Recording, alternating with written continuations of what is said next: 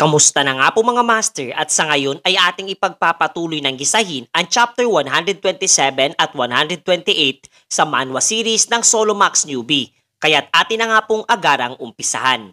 Ipinakita sa atin ang iba pang mga undead na patuloy na nagkakalat sa iba't ibang panig ng Europa at eto ngang si Jan Yun-sok ang siyang nagpasyang magsagawa ng unang pagkilos at eto nga raw sina Yoyunwa ang bahala na sa iba pang mga undead na naroroon. Napangiti naman etong kaibigan ng ating pangunahing tauhan sapagkat mukha nga raw mas naging maaasahan na etong nasabing individual kumpara sa nakaraan na bahagya nitong ikinatuwang marinig kasabay ng pagsisimula ng kanilang pagkilos upang tuluyang puksain ang natitirang mga nilalang na nilikha at alagad nitong napaslang na boss ng ika-14 na palapag ng tore. Patuloy ngang nagtutulong-tulong ang iba't ibang mga bansa upang maisagawa ito at sa kabuuan ay tinatayang umabot ng 10,000 buhay ang nasawi sa naturang outbreak. Kung kaya't dahil sa panganib na dulot ng tore ay nagpasyang bumuo ng isang pandaigdigang organisasyon ang lahat ng mga bansa upang magsilbing proteksyon laban sa nasabing laro. Kabilang na dito ang mga naglalakihang mga bansa at guild na sama-samang nanumpa na magkakasamang i-raid ang Tower of Trials para sa kaligtasan ng buong sangkatauhan. Makikipagtulungan nga daw sila at di alintana ang pagkakaiba-iba ng relihiyon, kultura at iba pang aspeto. Pagkatapos ay ipinakita sa atin ang isang babaeng namamangha at labis nga daw na nahahawig ang labas ng tore sa klase ng palapag na kanyang tinitirhan. At ito nga ay walang iba kundi si Andrea. Paliwanag pa nga ni Jin-yook na mas maganda nga raw sana ang tanawin na kanyang makikita kung hindi lamang naganap ang outbreak. Nauunawaan naman itong si Andrea na dulot ito ng isa sa mga boss ng palapag ng tore at nakakadama ng lungkot sa sarili. Ngunit pinakalma naman siya nitong binata sapagkat hindi nga raw siya ang may gawa noon at isa siyang kaalyansa ng ating pangunahing tauhan. Malakas namang sinang-ayunan nitong si Alice ang naging pahayag ni Jin-yook.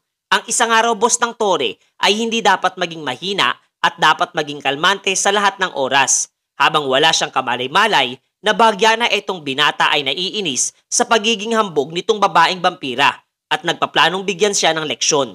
Mas pinili na nga lamang niyang ituon ang kanyang atensyon sa direksyon ng tore at nasambit na noong una ay inaakala niyang magiging madali lamang ang pag-akyat niya ng tore sa bawat palapag. Subalit napakarami ng araw insidente ang di niya inaasahang mangyari, magmula sa lolo nitong si Yoyunwa sa Beijing at ngayon na may sa Europa.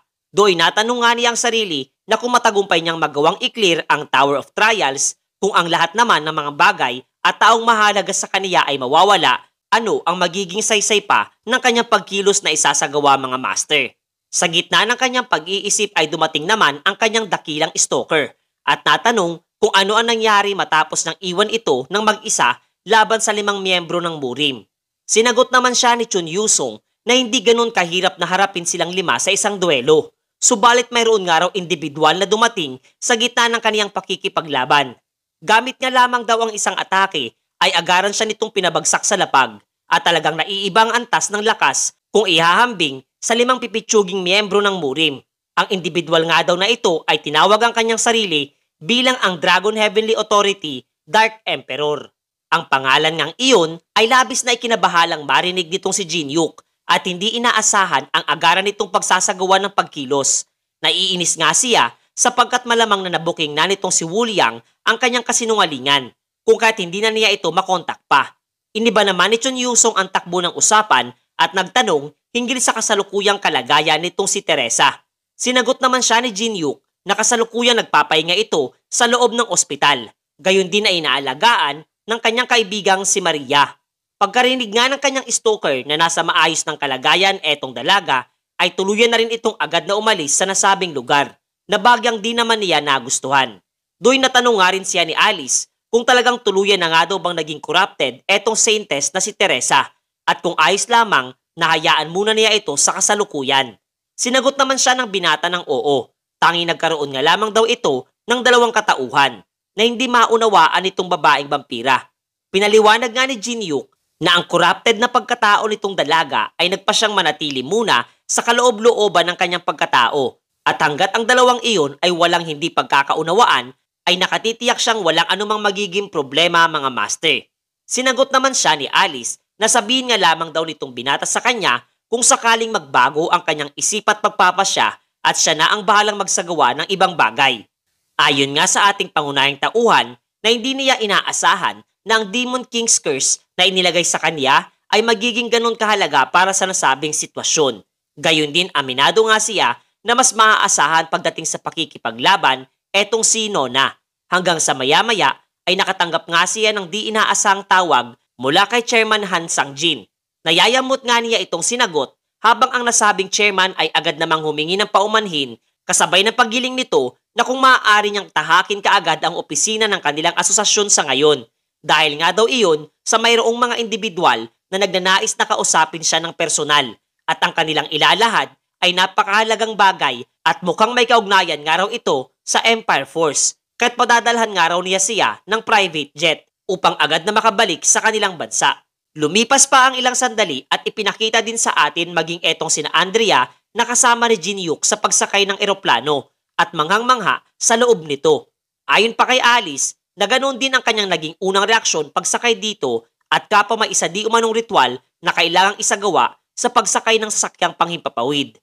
Pagbabanta pa nga ni Alice na kapag hindi niya ito isinagawa ay malalaglag nga raw sa kalupaan etong sasakyang kanilang kinaroroonan.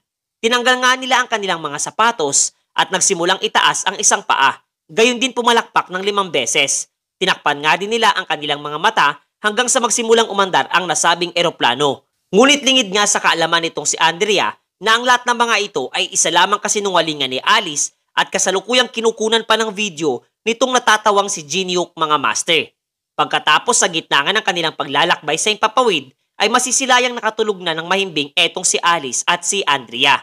Habang etong si Jin-Hyuk ay abala sa paglalagak ng mga puntos na kanyang nakolekta sa nagdaang matagumpay na pagpaslang sa undead na si Velodum. Doy na pagpasyahan nga rin niyang subukan ang bagong skill na kanyang nakopya mula sa boss ng ika-14 na palapag ng tore. At upang magamit nga ang undead creation ay naisipan niyang subukan ito sa natirang buto ng stick na kanyang kinain.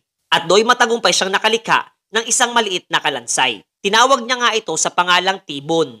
Buhat sa nalikha nga raw niya ito gamit ang T-bone stick. Dagdag pa nga ni Jin-Hyuk na sa ngayon ay literal na mahina pa at walang kwenta etong kanyang nalikhang undead. Ngunit kinakailangan nga raw niyang paramihin ang bilang ng kanyang puwersa. Kaya't magiging kapakipakinabang nga rin daw ito pagdating ng panahon. Nadidismaya nga rin siya sa pangingialam nitong si Baek Shaolin sa kanyang pakikipaglaban kay Velordum at nahati pa ang pabuya na para sa kanya. Ngunit nakuha naman daw niya ang balaban ng nasabing undead kaya't okay lamang rin ang pabuyang iyon. Kasabay na napagpasya niyang matulog na rin muna habang nasa biyahe at iniwan na naguguluhan etong si T-bone na patuloy na naglalakad-lakad sa loob ng eroplano. Samantalang walang kaide-ideya etong si Jin-Hyuk na kasalukuyan ay nagtatago din sa loob ng sasakyang panghimpapawid etong magkapatid na Judelo at Cassie na kapwa iniisip ang kanilang magiging masayang pamumuhay kasama etong ating pangunahing tauhan mga master. Inilipat ng eksena sa gusali ng Awakened Association ng bansang Korea kung saan ay hinihiling nga nitong si Chairman Han Sang-jin ang mas mahabang pasensya para dito sa dalawang naiinip na individual sa paghihintay kay Jin-Hyuk. Mayabang pang ang pagsasaad ng isa sa mga ito na kaya nga raw ang baba ng pagtingin ng ibang bansa sa Korea ay dahil sa mahinang pamamalakad ng kanilang asosasyon na hindi man lamang daw nito kaagad magawang pabalikin ang isang manlalaro sa kabila ng siyang presidente ng kanilang samahan. Na-question nga rin niya ang otoridad nito pagdating sa iba pang mga manlalaro. Ang individual ngang ito ay nagmula pa sa tinatawag na Gandara Guild. Magalang namang sumagot etong si Han Sang-jin na nauunawaan nga raw niyang mahalaga ang kanilang oras kung kaya't kanila nga daw silang ipinadala muna sa isang magarbong hotel upang maibigay ang pangangailangan habang naghihintay sa binata. Ngunit mariin niyang nasambit na mukhang nga raw bastos ang tabas ng dila mayroon etong lalaking kanyang kaharap sa kasalukuyan. Ngunit hindi naman naintimida etong lalaking niyang kaharap hanggang sa bigla na nga lamang may tumapik sa balikat nitong chairman habang pinuri ang kanyang pagtitiis sa klase ng ugali mayroon etong dalawang bisita na kapwa nga nabigla din sa di inaasahang pagdating sa nasabing lugar nitong ating pangunahing tauhan. Gayon din ay agaran niya ngang ninais na ipabaya sa kanya nitong si Chairman Han Sang-jin ang pakikipag-usap para sa dalawang individual. Pagkaalis nga nitong chairman ay patuloy pa ring naguguluhan at di makapaniwala etong lalaki sa klase ng abilidad mayroon etong si Jin-Hyuk. Iniisip na lamang daw niyang exaggerated ang mga videos na kanyang napapanood Subalit ang masilayan ito sa kanyang harapan ay kaniyang agarang nadarama ang kakaibang lakas, mayroon itong ating pangunahing tauhan nang higit pa sa kaaalis lamang na chairman. Pilit nga niyang pinapakalma ang kanyang sarili at binigyang diin na pareho lamang silang dalawa na S-class, kasabay ng paglalahad nito ng isang alok para kay Jin-Hyuk. Paliwanag nga niya na malamang na alam na nitong binata na ang lahat ng mga top rankers sa kasalukuyan ay nakatuon ng atensyon sa digmaang nagaganap sa gitnang bahagi ng palapag ng tore at ang magiging resulta nga daw ng nasabing digmaan ay magdudulot ng malaking impluwensya para sa pagkilos at pag-akyat ng lahat ng mga manlalaro. Lalo na't para nga daw sa kagaya nila na upang mas maabot pa ang mas mataas na palapag ng tore ay wala silang ibang pagpipilian kundi ang maging bahagi ng nasabing digmaan at direktang nawika na pumanig ng araw sa murim etong si Jin-Hyuk kasama ang Gandara Guild mga master. Muli namang bagyang nadismaya etong ating pangunahing tauhan buhat sa kanyang naalala ang ginawa nitong si Baek Shaolin. Samantalang ginamit naman itong babaeng naroroon ang skill na military map at ipinakita ang ilang mahalagang lokasyon at impormasyon na kanilang pinangahawakan hinggil sa imperyo. Napaisip nga etong binata at alam sa kanyang sarili na ang ganitong mga bagay ay tanging ang mga nakatataas lamang sa pwesto ng imperyo ang may alam. Kaya't nagtataka siya kung papaano ang mga ito ay nagtataglay ng ganitong klase ng impormasyon. Napangiti nga etong lalaki niyang kaharap at nasambit na malamang ay naiintriga nga daw etong si Jin-Hyuk at binigyang diin na ang lahat ng mga ito ay pasilip lamang sa napakaraming impormasyon na kanilang tinataglay. Kaya't kung mga ngako nga daw siyang makikipagtulungan sa kanilang hangarin, ay kaniya ring ilalahad kung sino-sino nga ba ang mga espiyang nasa loob ng imperyo, na muli namang ipinagtaka nitong ating pangunahing tauhan. Idinagdag pa nga nitong babae na gamit ang mga nasabing espiya ay di hamak na mas panghahawakan nila ang mga impormasyon na nakalalamang para sa naturang digmaan. Masigla namang nawika nitong lalaki na kanila nga raw tutulungan ang murim na magwagi sa digmaan, nang sa gayon ay kapwa sila nasa panig ng mga panalo, na pinagtawanan lamang nitong si Jin-Hyuk na agara naman niyang hiningi ng paumanhin sa dalawang naguguluhang individual na nasa kanyang harapan. Kasabay noon ay inactivate nga niya ang Eye of Gluttony na agad nagbigay ng pagkabahala sa dalawa na masilayang nagbago ang ekspresyon ng kanyang pagmumuka. Napaisip nga etong lalaki sa posibilidad na alam na rin itong si Jin-Hyuk ang mga tinutukoy nilang espiya sa imperyo at nagtanong kung ano ang ginagawa niya, lalo na't napakahalaga ang ganong klase ng mga impormasyon. Sinagot naman sila nitong ating pangunahing tauhan na hindi na niya kinakailangan pangaraw ang ganong mga bagay. Gayon din ay napansin nga raw niya na naging bastos ang pagkilos nitong lalaki habang nakikipag-usap sa kanilang chairman at natanong kung ganon daw ba ang tamang asal para sa isang spoiled na bata habang nasa ibang bansa. Hindi nga raw siya makakapayag na palampasin ang ganitong pagkilos kasabay ng pag-activate ng Brand of Tribulation at mabilis na nilagyan ang mga pagmumuka mayroon itong dalawa mga master. Inilipat muli ang eksena sa ika-21 palapag ng tore at ipinakita etong si Wuliang na kasama sa ngayon ang Dark Emperor at kanilang tinatalakay ang naging panlilinlang na isinagawa nitong si Jin-Hyuk. Napapaisip nga siya at nagbabalanse kung etong binata ay isa lamang arogante o isang kahanga-hangang individual. Hinangad pa nga niyang mas makilala pa ang personalidad nitong binata, kung kaya't ipinaliwanag nitong si Wuliang na si Jin-Hyuk ang klase ng taong handang gawin ang kahit na ano at maging ang lahat, tanging maabot lamang niya ang kanyang adhikain. Katulad nga raw ng mga masasamang tao, ay handa itong gamitin ang kanyang mga tauhan na para bang isang kasangkapan at handang itapon kapag wala ng pakinabang.